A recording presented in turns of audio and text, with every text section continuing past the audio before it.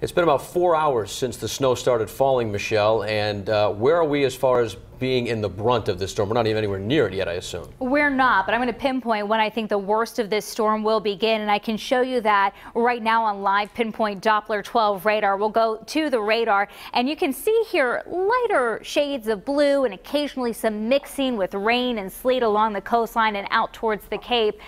As we widen out the view, though, I want to draw your attention to this area that's south of Long Island right here. Notice all these yellows and oranges. This is very intense rainfall right now, but as that band works its way northward, it will overspread southern New England and give us those very heavy snowfall rates we've been talking about.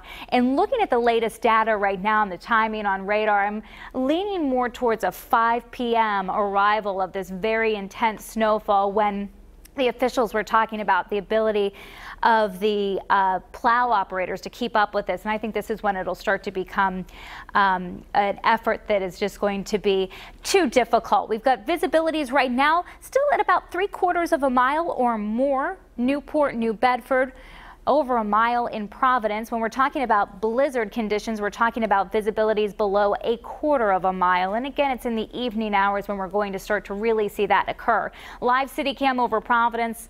We do have the snow falling. Temperatures are right around the freezing mark, even a couple of degrees warmer than that. And that's why so far the snowfall accumulation amounts have been light. As the more intense part of this storm approaches, we are expecting that snow to start to pile up very quickly. So in terms of your timing, only small accumulations till about 2 o'clock this afternoon, then steadier and heavier snow starts to fill in at 2.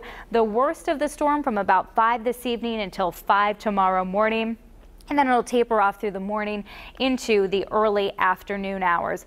It's a storm system that is getting its act together off the mid-Atlantic coastline right now. You can see not only are there darker greens, yellows, and oranges south of Long Island, but we've got a whole nother batch just off the mid-Atlantic coastline, and that's going to be our developing storm system that's going to rapidly intensify and slow down as it makes its way past us and turn our conditions here into southern New England into an all-out blizzard. So travel conditions will deteriorate throughout the afternoon.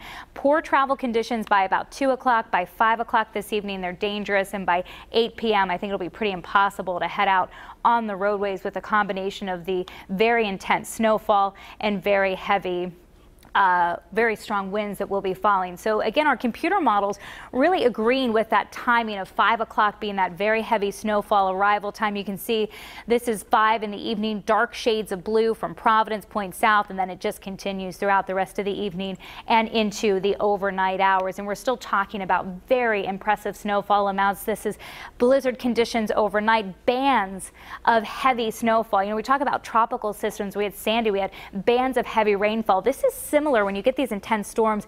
So these areas and wherever these heavy bands set up, this is where we're going to have the greatest likelihood of seeing those snowfall totals that maybe will top 2 feet. And as we head into your Saturday afternoon, again, slowly improving from west to east through the afternoon hours. Winds the other part of this. We're looking at 22-mile-an-hour wind gusts right now, but watch what happens between 8 p.m. and 7 a.m. That's when those wind gusts potential over 60 miles per hour, especially along the coastline. Blizzard, whiteout conditions, as well as looking at